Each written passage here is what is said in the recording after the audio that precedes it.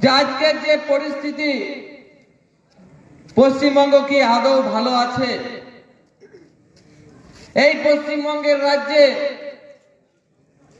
সমস্ত মানুষ কি ভালো আছে?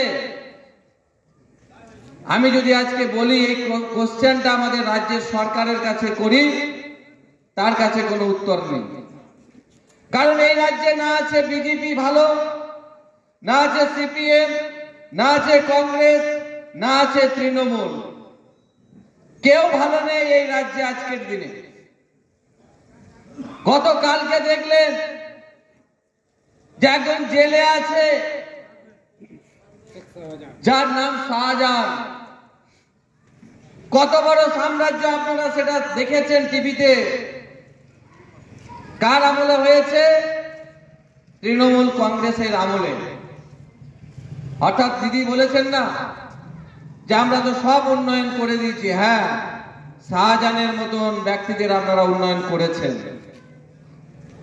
তারা রাত্রেবেলায় মহিলাদের পিঠে বানাতেও ডাকেন। এ কথা আজকে বলতে লজ্জা লাগছে, আমাদের মুখ দিয়ে এই কথাগুলো বেরোচ্ছে। আমরা ভালো কথা বলতে পারছি না, কারণ আজকে না তৃণমূলের জন্য ভালো করেছেন, না বাংলার কোনো মানুষের জন্য ভালো করছেন। তাহলে বাংলার মানুষ কেন আর তৃণমূলকে রাখবে, বা তৃণমূলের প্রয়োজনীয়তা বা কি আছে বাংলাতে? এটাই তো সব থেকে বড় প্রশ্ন। কারণ যেখানে একজন সাক্ষী তাকে প্রকাশ্যে যেভাবে আজকে মেরে দেওয়া হচ্ছে, আজকে আইন কোথায়? আইন শৃঙ্খলা কোথায়? বাংলার মানুষ আপনারা প্রশ্ন করবেন না?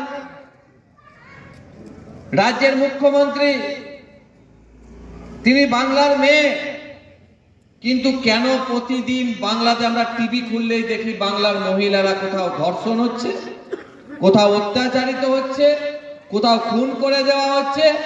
অর্থাৎ কোনো না কোনো পরিবারের এক একজনকে এইভাবে শেষ করে দেওয়া হচ্ছে।